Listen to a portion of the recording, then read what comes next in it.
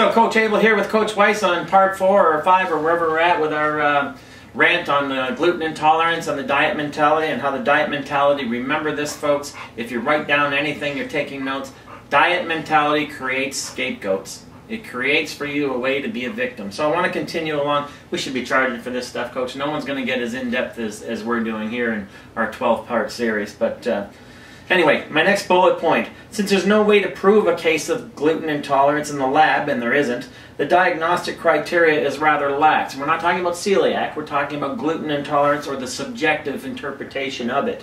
To qualify for the condition, you only need to discover, with or without medical supervision, that going gluten-free makes you feel better. Well, you know where I'm going with this, Coach. In body, mind, or spirit. So under the influence of the diet mentality, then of course this becomes some kind of cultural, self-fulfilling prophecy, because like all diets that came before it, you create a self-fulfilling prophecy by believing in the thing before you even do it. It's because it's marketed to you to believe in it.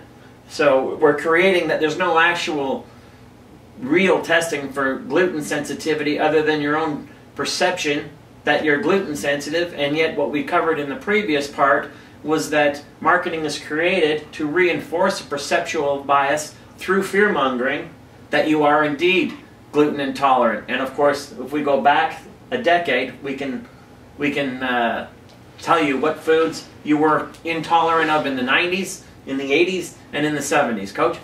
Yeah, and the thing is, that when you're saying there's no test for these types of things, the people that, and all they have to do is report not feeling well or feeling better when they get rid of these foods. Well, no one is eating straight gluten, right?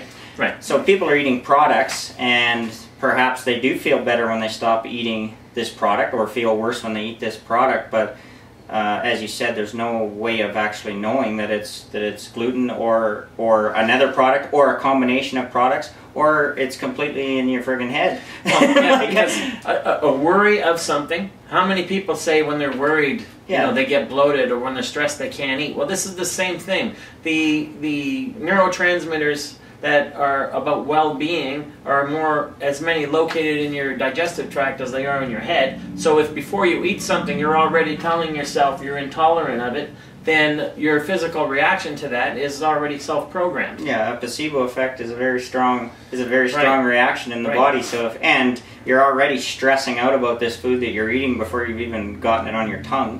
It isn't much wonder that it's turning your guts inside out, because you're basically sitting there waiting for it to happen. Yeah, the fear-mongering of the diet mentality that we discussed in an earlier part of this this coverage of the gluten intolerance. But yeah, that's exactly what I'm getting at, Coach. This isn't going to make us a lot of friends, because people love to be defendant of their victimhood.